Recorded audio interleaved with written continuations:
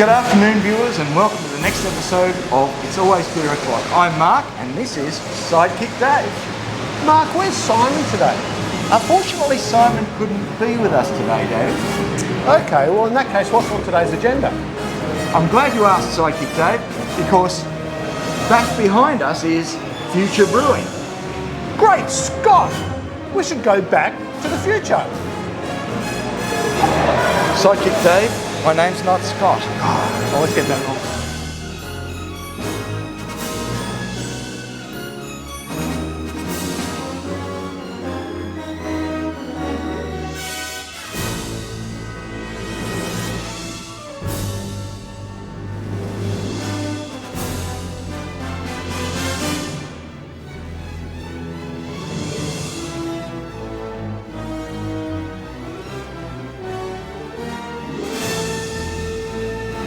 Well, we're here today at Future Brewing with the founder, Brady Hannett. G'day, Brady. How you doing? Very well indeed, mate. Now, when did you get bitten by the brewing bug? It was probably in 2008, 2009.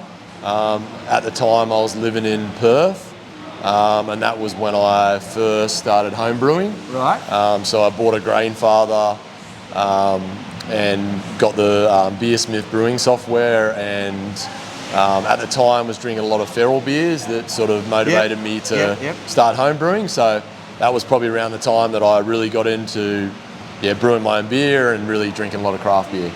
Okay, and then I understand you furthered that in North America? Yeah, so then that from about 2008 to 2018 when I went to the States to study. In between there I did some short courses, sort of made a lot of really poor home brews. And then in 2018 I went over to UC Davis to do a brewing science course over there. So.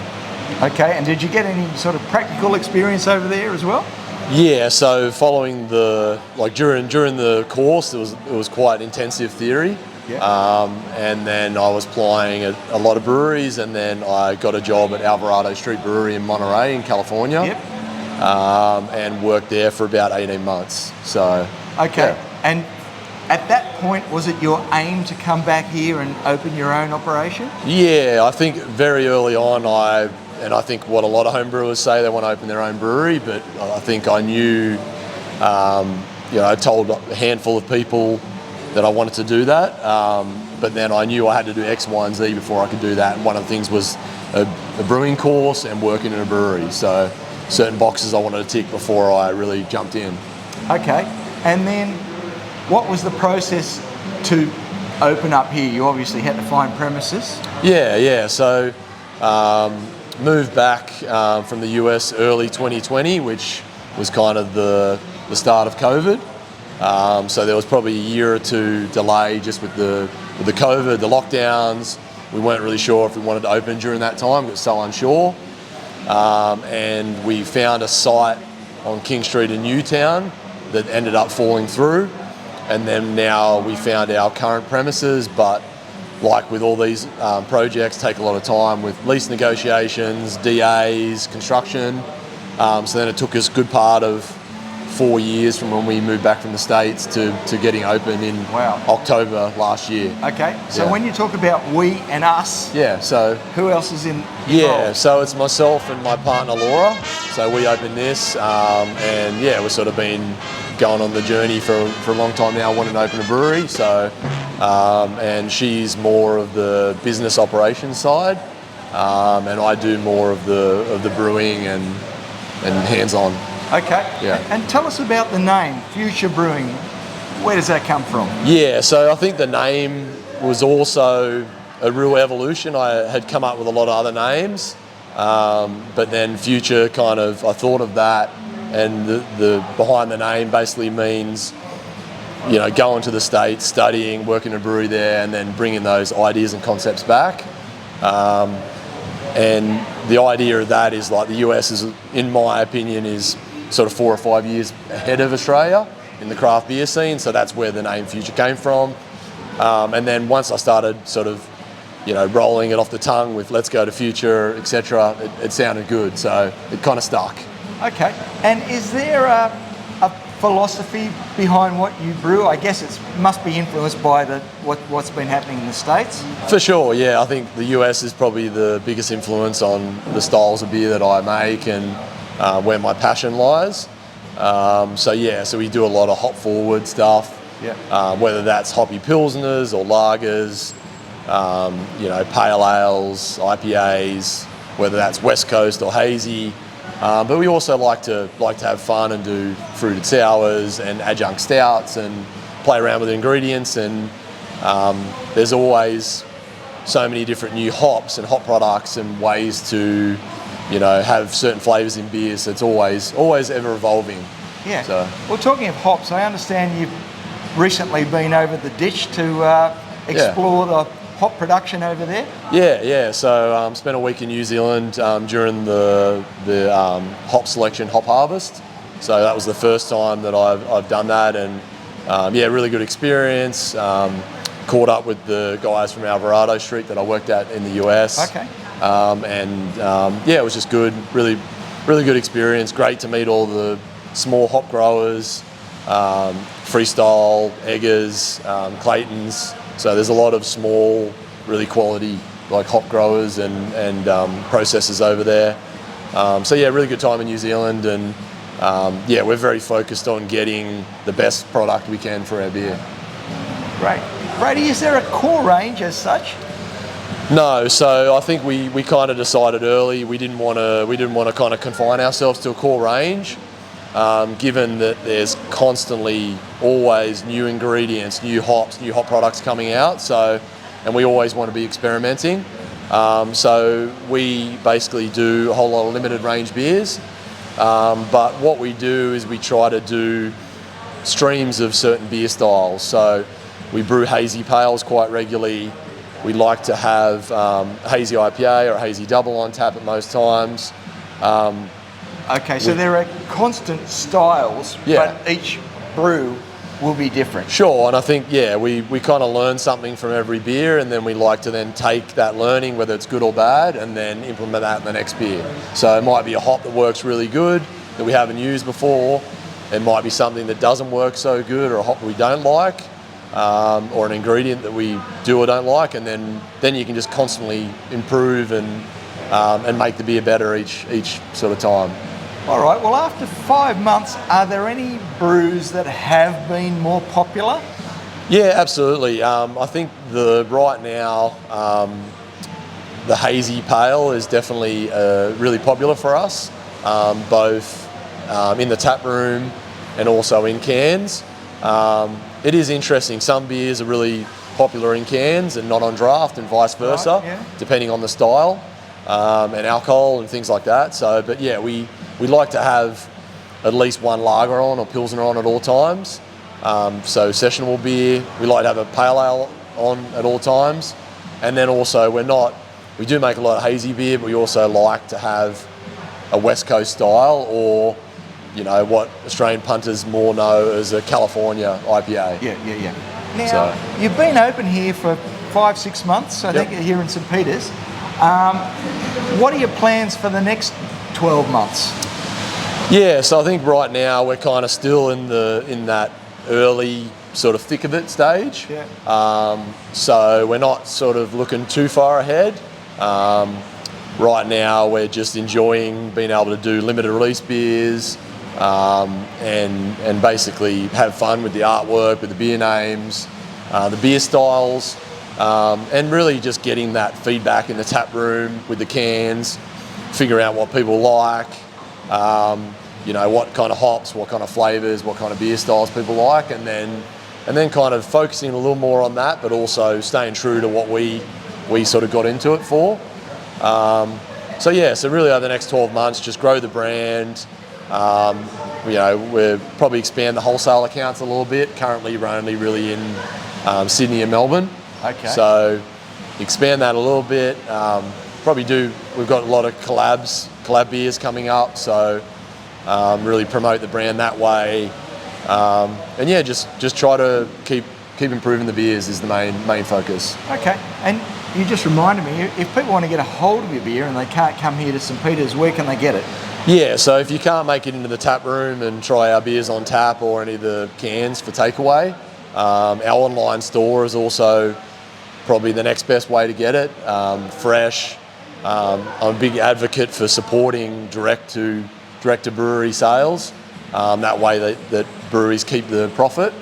But yeah, a handful of stores in Sydney and then a handful in Melbourne. Okay. So very select.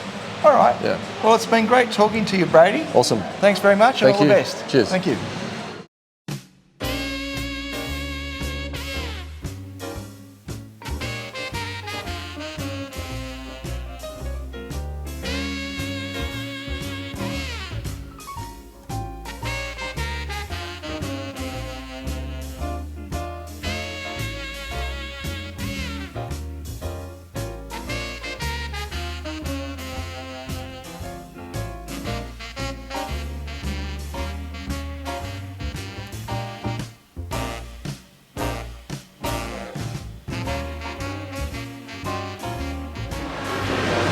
I'm Phoebe. I haven't been here before, but I just had the Maxo Relaxo Hazy Pale Ale.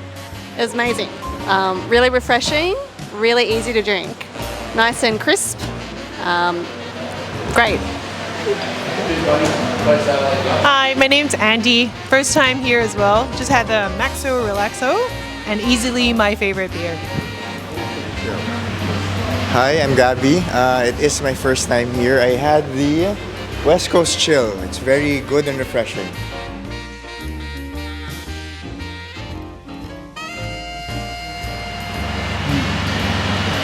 It's easy enough. We're here at Future Brewing with Evan. Hello, Evan. G'day mate, how are you? Good, thanks. Are you a regular here? I wouldn't say a regular, not as regular as I should be, but I do pop in every now and then. Yeah.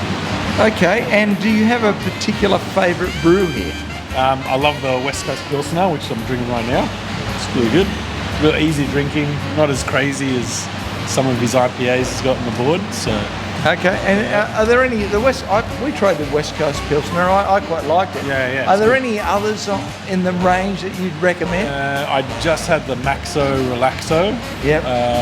The 5.5% Double dry hop hazy pale. Yeah, really good, really juicy.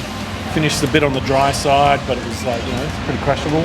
Yeah, they like their juicy beers here, don't they? Yeah, they do. It's good. All right, Evan, thanks for talking Cheers, to us, mate. Thanks. Cheers.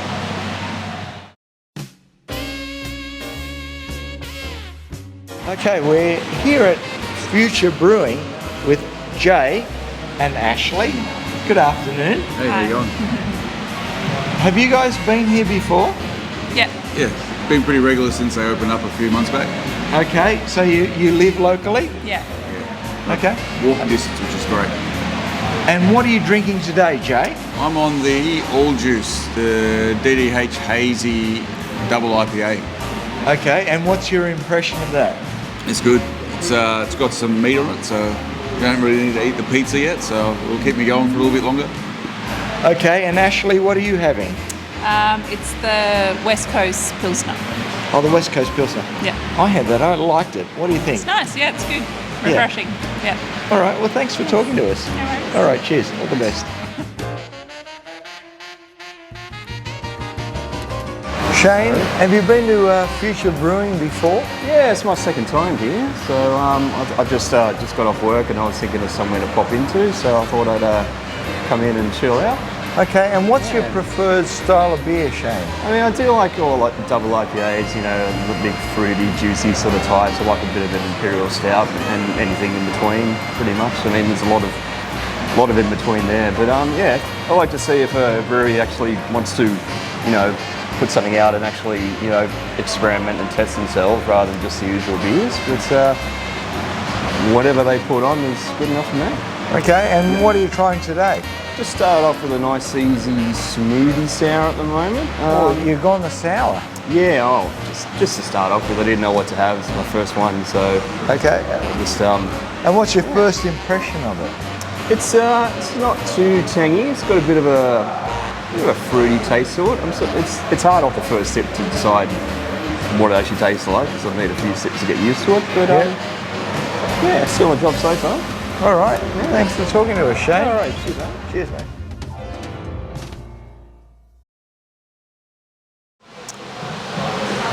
Very well, Sidekick Dave. We now have reached the conclusion of our visit at Future Brewing. What's your assessment? Well, from go to woe. So, short walk from the station, great location, great ambience inside. Not much else to say other than easy to get to, easy to drink beverages. How about you, Mark? What are your thoughts? Because Simon can't be with us. Well, it's sort of your standard sort of brewery industrial unit, which I like. It's not too fancy. The beers were good if you like your very hop-forward beers.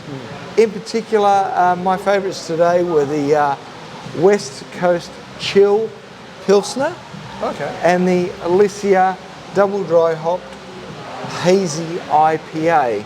But I will say that if you like your beers very hoppy, this is the place for you. I'd agree. It's probably a bit more hoppy in your face than your standard brewery, but that's the profile that they're going for. My favourites, I agree with you, Mark. Doesn't often happen, I know, but the Alicia, the Double Dry Hop Hazy IPA, fantastic. And even the Nothing But the Nelson, the Double Dry Hop Hazy IPA as well, but a totally different profile. All their hoppy beers have a great, almost creaminess in the mouth. Beautiful flavours. There's actually a whole bunch that I'd like to mention.